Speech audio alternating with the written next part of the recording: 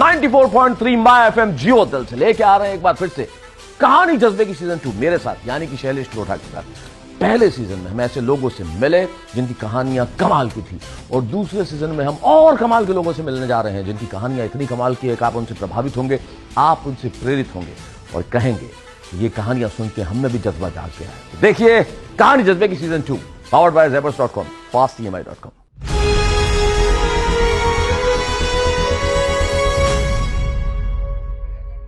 कहानी जज्बे की season 2 powered by zebras.com and fastemi.com 94.3 my FM जियो दिल से पे मैं हूं शैलेश लोढ़ा और सीजन 1 की तरह मैं लेके आया हूं सीजन 2 जिसमें हम तमाम उन लोगों से बात करेंगे जिनकी कहानियां बड़ी कमाल की है, जिनकी कहानियां दिलचस्प है, जिनकी कहानियां सुनने में और मुझे आपको सुनाने में बड़ा मजा आता है। सीजन 1 में हम ऐसे बहुत सारे लोगों से मिले और सीजन 2 में भी हमारे साथ ऐसे बहुत सारे लोग हैं जो समाज के विभिन्न क्षेत्रों में बड़ा काम कर रहे हैं। उनमें से एक हमारे साथ आज होते हैं जिनका जन्म राजस्थान के भरतपुर जिले में बैर तहसील में बजहेरा नाम के छोटे से गांव में हुआ और वहां से वो निकले और छोटे से गांव में उन्हें शिक्षा के प्रति जो है उनका अनुराग रहा तो उन्हें समझ में आया कि शिक्षा कितनी महत्वपूर्ण है समाज के विकास के लिए, राष्ट्र के विकास के लिए। और उन्होंने आज राजस्थान में गंगापुर सिटी में एक इंटरनेशनल स्कूल की स्थापना की जिसका नाम है कुहू इंटरनेशनल स्कूल और वो स्कूल बड़ा कमाल कर रही है, उसके स्टूडेंट्स बड़ा कमाल कर रहे हैं और हेमंत कुमार शर्मा जी शिक्षा के क्षेत्र में बड़ा काम कर रहे हैं। मिलते हैं हेमंत जी से। कैसे हैं हेमंत जी आप?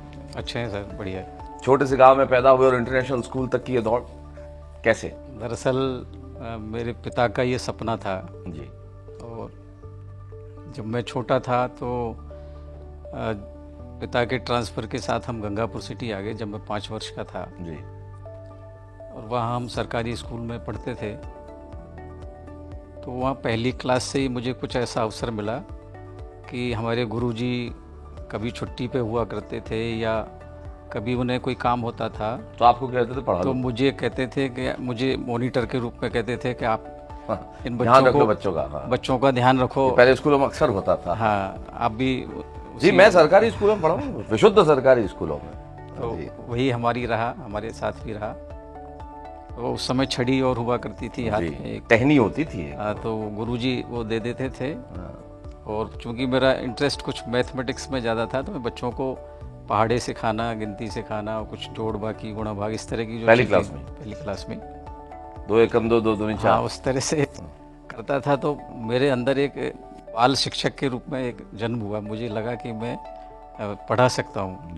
फिर 8वीं क्लास तक इसी तरह से चलता रहा। फिर उसके बाद सरकारी स्कूल में मैंने 9th में, उस समय स्ट्रीम 9th से लेने होती थी। जी हाँ, विषय 9 से होता। हाँ, तो साइंस मैथ सब्जेक्ट ले लिया। वहाँ से 11th किया। फिर सवाई माधोपुर से BSc किया mathematics, chemistry, physics and mathematics. जी। BSc फाइनल के दौरान मेरी एक 3rd ग्रेड में नौकरी लग गई सरकारी स्कूल में। और इस दौरान दुर्भाग्य से बहुत अल्प आयु में ही मेरे फादर, जब उनकी उम्र केवल 51 वर्ष थी, अच्छा, तो उनका देहांत हो गया। अब गंगापुर में हम जब से 72 से गंगापुर आए जी, तब से किराए के मकानों में ही हम रहते रहे। किसी मकान में 5 साल, किसी में 10 साल, इस तरह से हमारा जीवन चलता रहा। बड़ी फैमिली थी, मेरी 6 बहनें हैं, हम 2 भाई। अच्छा। और माता पिता, केवल पिता उस समय अकेले कमाने वाले थे। वो क्या करते थे? कोऑपरेटिव में इंस्पेक्टर थे, श्री गोपाल लाल शर्मा उनका नाम है जी।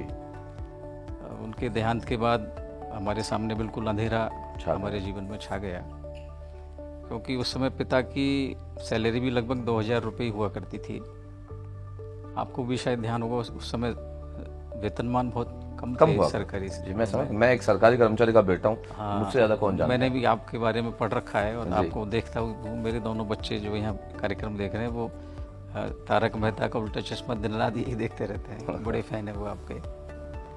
तो स्थिति ऐसी हो गई कि हमें लगा कि अब हमारा जीवन कैसे चलेगा, हम कैसे सरवाइव कर पाएंगे। अब चूंकि हम, ये किस वर्ष की बात है पिता के देहांत की? 1990 में। 1990 में जी, उनकी डेथ हो गई। चूंकि हमारे पास किसी भी व्यवसाय के लिए पैसा तो था ही नहीं। सरकारी कर्मचारी हैं कि भाई जो कमाने वाले थे हमारे परिवार, और वो भी 10 लोगों का परिवार, और वो भी 10 लोगों का परिवार, किराए के मकान में रहना। जी। उनके चले जाने के बाद उनकी एक पेंशन का सहारा था। तो उस परिवार का कि भोजन पानी की व्यवस्था ही उसमें बहुत कठिन हो रही थी। तो आपके एक भाई और हैं, तो आपने ये नहीं सोचा कंपैशनेट ग्राउंड पे जो नौकरी मिलती है, अनुकंपा नियुक्ति मिलती है सरकारी कर्मचारी के परिवार मेरे में? फादर के बाद में हालांकि उनको मिल गई थी नौकरी, जी। लेकिन सरकारी नौकरी में उस समय मेरी सैलरी 800-900 रुपये हाँ, थी इतना ही हुआ करती थी शुरुआत में, तो उससे काम चल नहीं रहा था। और उसके बाद हमारे पास जिम्मेदारी इतनी थी कि हम 7 भाई बहन अनमैरिड थे। मेरे बड़े भाई, मैं, मेरी 5 छोटी बहनें। एक बड़ी बहन की शादी हमसे पहले हो गई थी और बाकी पिताजी सातों के समय में ही हो गई थी। तो उन लोगों का पालन पोषण करना, फिर शादी विवाह जैसी व्यवस्थाएं करना आज के युग में। अब चूँकि पिता का सपना भी हमें याद था कि वो ऐसा चाहते थे कि एक ऐसा स्कूल खोला जाए, क्योंकि जो जीविकोपार्जन तो हमें करना ही है, लेकिन उसके साथ समाज सेवा का भी कोई काम अगर हो जाए तो ऐसा कोई व्यवसाय करना है, ऐसा उनका मानना था। हमारे पास केवल हमारी शैक्षणिक योग्यता थी, जो हमारा अपना था, वो सबसे बड़ा धन आपके वही पास था। हमारे पास था। जी। तो हमने एक छोटा सा किराए का मकान लिया और उसमें हमने एक प्राइमरी स्कूल शुरू किया। और आपने अपनी नौकरी जारी रखी? नहीं, हाँ, नौकरी मेरी जारी रखी। जी। मेरी पत्नी भी MA BEd हैं, मेरी भाई साहब की वाइफ, मतलब हमारी भाभी जी भी MA BEd हैं। सारे टीचिंग मेरी वाला छोटी 2 वातावरण। बहनें भी क्वालिफाइड थी। तो हमने सोचा कि हम क्यों ना हम सब लोग मिलकर एक स्कूल ही खोल लें। एक स्कूल खोल लें। उसमें पैसे की आवश्यकता है नहीं और पैसा हमारे पास था नहीं, तो हमने किराए का मकान लेकर एक स्कूल शुरू किया प्राइमरी। 91-92 में? 2000 में। 2000? हाँ। अच्छा, मतलब एज लेट, बहुत ज़्यादा टाइम नहीं हुआ मतलब? हाँ, 2000 में शुरू किया। उसमें क्लास 3rd तक हमने बच्चों का कॉलोनी में लोगों से संपर्क किया और उन्हें विश्वास दिलाया कि हम बहुत मेहनत करेंगे। तो 60 बच्चे हमें पढ़ाने के लिए मिल गए। और उस किराए के मकान में हम 4-5 तो हमारे परिवार के ही लोग थे, क्योंकि उसके लिए हमें आवश्यकता थी नहीं। जी। क्योंकि संसाधन जुटाने के लिए फिर वही बात पैसे पर आकर रटकती है, कोई पैसा था ही नहीं। तो वो सारी चीज़ें हमने की। कुछ ईश्वर की ऐसी कृपा रही, और चूँकि हमारे पास कोई विकल्प ही नहीं था आगे सरवाइव करने के लिए, और एक सम्मानजनक जीवन जीने के लिए हमें पैसा तो चाहिए ही था। जी। तो तब तक आपका विवाह हो चुका था? नहीं हुआ? मेरा तो 97 में हुआ विवाह। तो अच्छा। क्योंकि मुझे मेरी जिम्मेदारी पूरी करनी थी, बहनों की शादी पहले करनी थी। जी। तो उसके बाद में उन 60 बच्चों तो से ये तो आपकी सिल्वर जुबली है, 25 साल हो गए आपकी शादी? हाँ, अभी हुई है। जी, बधाई हो आपको। धन्यवाद। हाँ, तो कुहू आपकी बिटिया का नाम है क्या? नहीं, एक्चुअल में ये एक देवी का नाम है, अच्छा। तो उन देवी के नाम पे ही रखा है। मेरे ब्रदर हैं यहाँ पर जयपुर में ही, जी। वाई के शर्मा जी, वो बड़े एस्ट्रोलॉजर हैं, उनका बड़ा नाम है यहाँ अच्छा। राजस्थान में। अब चूंकि बड़े भाई हैं मेरे, तो मैंने उनसे ही पूछा कि भाई साहब इस स्कूल का क्या नाम रखें, तो उन्होंने जैसा बताया वो मैंने रख लिया। तो 60 बच्चों के प्राइमरी स्कूल से शुरू होकर आज कुहू इंटरनेशनल स्कूल, कितने बच्चे हैं उसमें? अभी 2500 से ज़्यादा बच्चे हैं उसमें। वाह। और गंगापुर सिटी में? गंगापुर सिटी में तो है। छोटा कस्बा है, बहुत बड़ा नहीं है। हाँ, छोटा कस्बा है। तो वो ये कारवां इस तरह से बढ़ता रहा। फिर हमने एक छोटा सा भूखंड लिया, मतलब प्लॉट लिया कि हमें अपना स्कूल, अपनी बिल्डिंग बनानी है। अब समय 2-2.5 लाख रुपए का लोन मिलता था, क्योंकि इतनी ही सैलरी थी, उसके अकॉर्डिंग ही मिलता है।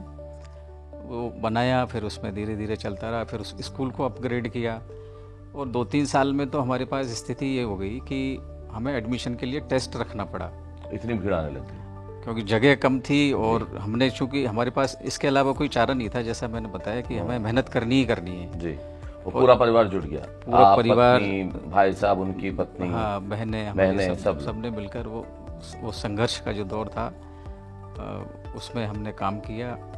और उसके बाद में अपग्रेड किया स्कूल को, सेकेंडरी, फिर सीनियर सेकेंडरी, फिर उसमें साइंस, आर्ट्स, कॉमर्स तीनों स्ट्रीम शुरू की।